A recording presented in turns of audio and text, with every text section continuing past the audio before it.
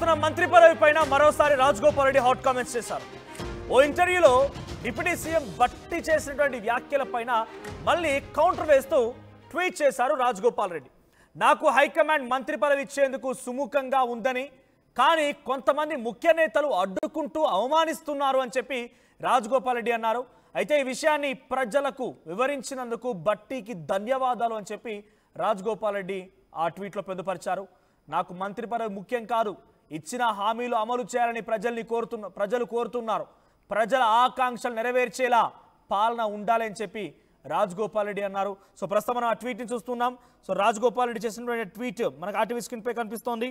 So బట్టి ఓ ఇంటర్వ్యూలో పాల్గొన్న తర్వాత ఆ ఇంటర్వ్యూలో మాట్లాడిన మాటల్ని కోట్ చేస్తూ ఒక వార్తాపత్రిక ఆ వార్తని ప్రచురిస్తే ఆ వార్తని కోట్ చేస్తూ ఆ క్లిప్పింగ్ని తీసుకొని కాంగ్రెస్ పార్టీ అధిష్టానం నాకు మంత్రి పదవి ఇస్తానన్న హామీని అమలు చేయకుండా రాష్ట్ర ముఖ్య నేతలు అడ్డుకుంటూ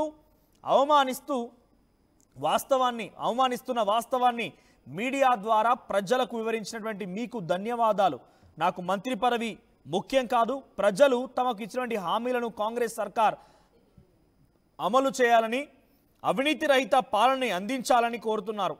తెలంగాణ సమాజ ఆకాంక్షలు నెరవేర్చేలా కాంగ్రెస్ ప్రభుత్వ పాలన ఉండాలని ఆశిస్తున్నాను అనేటువంటి ట్వీట్ని రాజగోపాల్ రెడ్డి చేసుకొచ్చారు. సో పదే పదే నోరు తెలిస్తే చాలు మంత్రి పదవి, పడుకుంటే మంత్రి పదవి, నిల్చుంటే మంత్రి పదవి, ప్రతి చోట కూడా మంత్రి పదవి అనేటువంటి ఒక నామస్మరణనే రాజగోపాల్ రెడ్డి చేస్తున్నారు. మరి అది వస్తుందా రాదా చూడాలి. కానీ ఇప్పటికైతే మంత్రి పదవి అని ప్రతి దాంట్లో కూడా మంత్రి పదవి ఉద్దేశించి మాట్లాడుతున్నారు ఆయన. So Revanth Reddy social media ఉద్దేశించి మాట్లాడిన సమయంలో మంత్రి పదవి గురించే మాట్లాడుకొచ్చారు. మునుగోడు ప్రజలు ఉద్దేశిస్తూ మాట్లాడిన దాంట్లో మంత్రి పదవి గురించే మాట్లాడుకొచ్చారు. ఆ తర్వాత ఇప్పుడు కూడా మంత్రి పదవి గురించే, రేషన్ కార్డుల పంపిణీ కార్యక్రమాల్లో మంత్రి పదవి గురించే మాట్లాడుకొచ్చారు.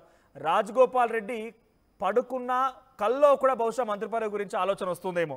మరిన్ని అప్డేట్స్ మా ప్రతినిధి మధు సిద్ధంగా ఉన్నారు. మధు, రాజగోపాల్ రెడ్డి మరోసారి బట్టికి థ్యాంక్స్ చెప్తూ మీరు మీడియా వేదికగా ఈ రకంగా మాట్లాడుకొచ్చారు, నన్ను అవమానించే తీరుని మీరు బయట పెట్టారని చెప్పి ధన్యవాదాలు తెలిపారు. ఇంతకీ బట్టి ఏమన్నారు, రాజగోపాల్ రెడ్డి నాకు ధన్యవాదాలు ఎందుకు చెప్పాల్సి వచ్చింది? రాజకీయ సమీకరణాల దృష్ట్యా రాజగోపాల్ రెడ్డికి మేము మంత్రి పదవి కేటాయించలేకపోయింది అధిష్టానం. కాకపోతే ఆయన జాయిన్ అయ్యేటువంటి సందర్భంలో మంత్రి పదవి హామీ ఇచ్చిన మాట వాస్తవమే. ఆ సమయంలో మాట్లాడుతున్న సందర్భంలో, ఏఐసిసి నాయకులతో మాట్లాడుతున్న సందర్భంలో నేను అక్కడే ఉన్నాను. వాస్తవానికి రాజగోపాల్ రెడ్డికి మంత్రి పదవి రావాల్సిందే, కొన్ని కారణాల వల్ల రాలేదు అనేటువంటిది బట్టి విక్రమార్క ఉప ముఖ్యమంత్రి స్టేట్మెంట్ చేయడంతో దాన్ని కోట్ చేస్తూ రాజగోపాల్ రెడ్డి మరొకసారి ట్వీట్ చేశారు. కొద్దిసేపటి క్రితం, ఒక హాఫ్ అన్ అవర్ క్రితం ఒకసారి ట్వీట్ చేశారు, మళ్ళీ ఇప్పుడు కొద్దిసేపటి క్రితం మళ్ళీ ట్వీట్ చేశారు. సో ఆయన 2 సార్లు అదే అంశాన్ని ట్వీట్ చేశారు. కానీ చాలా స్పష్టంగా కాంగ్రెస్ పార్టీ ఇచ్చిన హామీలను అమలు చేయాలని క్షేత్రస్థాయిలో ప్రజలు కోరుకుంటున్నారు. నాకు మంత్రి పదవి ముఖ్యం కాదు, అధిష్టానం ఇచ్చినటువంటి హామీ నిలబెట్టుకోవాలి అనేటువంటి స్టేట్మెంట్ రాజగోపాల్ రెడ్డి చేయడంతో మరొకసారి చర్చకు తావిచ్చినట్టుంది. నిజంగానే రాజగోపాల్ రెడ్డి వరుస స్టేట్మెంట్ మంత్రి పదవికి లింక్ పెడుతూ, ఇటు ముఖ్యమంత్రి కామెంట్స్ ని ఖండిస్తూ, ముఖ్యమంత్రి స్టేట్మెంట్లన్నింటినీ కూడా ఆయన ఎత్తి చూపుతూ, అధిష్టానం నిర్ణయిస్తుంది కొన్ని విషయాలంటూ సోషల్ మీడియా జర్నలిస్టుల పైన ముఖ్యమంత్రి చేసిన వ్యాఖ్యలను ఖండిస్తూ, జర్నలిస్టులకు మద్దతు తెలుపుతూ, ఇలా అన్ని అంశాలను ముడిపెడుతూ స్టేట్మెంట్ చేస్తా ఉన్నారు. ఒక సందర్భంలో చాలా హై కామెంట్ చేశారు. బీఆర్ఎస్ అధికారంలో ఉన్నప్పుడు రాజీనామా చేస్తే ఉప ఎన్నిక వచ్చింది, ప్రభుత్వమే మునుగోడు కాళ్ళ దగ్గరకు వచ్చింది, ప్రజల కాళ్ళ దగ్గరికి. ఇక అవసరం అనుకుంటే మళ్ళీ ఈ ప్రభుత్వాన్ని కూడా మునుగోడు ప్రజల కాళ్ళ దగ్గరికి తీసుకొస్తాననేటువంటి స్టేట్మెంట్ తో కాస్త పొలిటికల్ హీట్ పెరిగింది. తర్వాత సద్దుమణిగినట్టుగా కనిపించినా మళ్ళీ ట్వీట్ చేశారు. నిన్న బట్టి విక్రమార్క చేసినటువంటి కామెంట్ ని దృష్టిలో పెట్టుకొని దాన్ని ట్యాగ్ చేస్తూ ఆయన కామెంట్ చేయడంతో మరోసారి చర్చకు తావిచ్చినట్టుగా ఉంది. ఇప్పటికే ఏఐసిసి హామీకి సంబంధించినటువంటి అంశంలో ఒక ముఖ్య నేత అడ్డుకుంటున్నారంటూ డైరెక్ట్ గా ముఖ్యమంత్రిని ఉద్దేశిస్తే ఆయన ఇండైరెక్ట్ గా ఉద్దేశిస్తూ ఈ స్టేట్మెంట్ చేసినట్టుగా చాలా స్పష్టంగా కనిపిస్తా ఉంది. ఎందుకంటే వరుసగా ముఖ్యమంత్రి రేవంత్ రెడ్డిని టార్గెట్ చేస్తా ఉన్నారు, ట్వీట్ల రూపంలో, స్పీచ్ల రూపంలో, కామెంట్ల రూపంలో. ఇప్పుడు మళ్ళీ ఆయన ట్వీట్ లో కూడా ఒక ముఖ్య నేత అంటూ ఆయన మాట్లాడడంతో రేవంత్ రెడ్డిని ఆయన దెబ్బి పొడుస్తుంటే ఆయనకు మంత్రి పదవి రాకుండా రేవంత్ రెడ్డి అడ్డుకుంటున్నారు అనేటువంటిది స్పష్టంగా చెప్పే ప్రయత్నం చేశారు నిన్న చేసినటువంటి కామెంట్ ట్వీట్ చేస్తూ. మధు, పదే పదే రాజగోపాల్ రెడ్డి మంత్రి పదవిని కోట్ చేస్తున్నారు. ఇంకా మిగిలింది 3 స్థానాలే. ఇంతకీ ఆయన ఒక రకంగా జపం చేస్తున్నారా, నామస్మరణతో మునిగిపోతున్నారా అనేది అర్థమవుతోంది. రేషన్ కార్డుల పంపిణీలో నాకు మంత్రి పదవి రాకుండా అడ్డుకుంది వాళ్ళే అన్నారు. సోషల్ మీడియా జర్నలిస్టులపై మాట్లాడిన వ్యాఖ్యలను ఉద్దేశించి కూడా మంత్రి పదవి గురించే మాట్లాడుకొచ్చారు. ఇప్పుడు మళ్ళీ బట్టి విక్రమార్క మాటల్ని కోట్ చేస్తూ కూడా మంత్రి పదవి గురించే మాట్లాడుకొచ్చారు. ఇంతకీ ప్రభుత్వ ఆలోచనలా ఉంది మరి. నిన్న క్రమశిక్షణ కమిటీ కూడా రమ్మని ఆహ్వానించింది ఆయన్ని. ఆయన సమావేశంలో హాజరైపోయి సమాధానం చెప్పాలని కోరింది, ఆయన రాలేదు. ఇంతకీ ప్రభుత్వ ఆలోచన ఏముంది? ప్రభుత్వం ఏ రకంగా ఆలోచిస్తుంది అనుకోవాలి?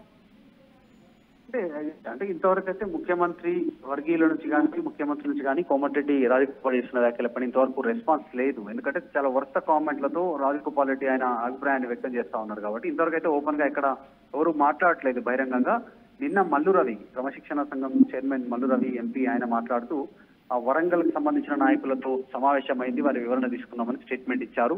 తర్వాత అనిరుద్ రెడ్డికి సంబంధించినటువంటి విషయంలో కూడా ఆయన చేసిన కామెంట్ల పైన ఆ క్రమశిక్షణ సంఘం దృష్టి పెట్టింది, ఆలోచిస్తుందని చెప్పారు. కానీ రాజగోపాల్ రెడ్డి అంశం ఇంకా మా దృష్టికి రాలేదు, ఎవరు దానిపైన ఎంక్వైరీ చేయాలని కానీ క్రమశిక్షణ ఉల్లంఘించాలనేటువంటిది ఇంకా మా దృష్టికి రాలేదు అనేటువంటిది మలుగవి చేశారు. దాంతో చర్చనీయాంశం అవుతా ఉంది.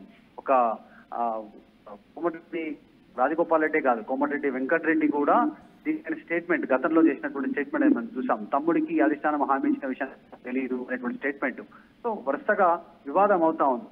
మరి నల్గొండ జిల్లాలో ఇట్లే ఉన్నారు మంత్రుల టైప్, మళ్ళీ ఇస్తే రాజగోపాల్ రెడ్డి మళ్ళీ రెడ్డి అవుతారు.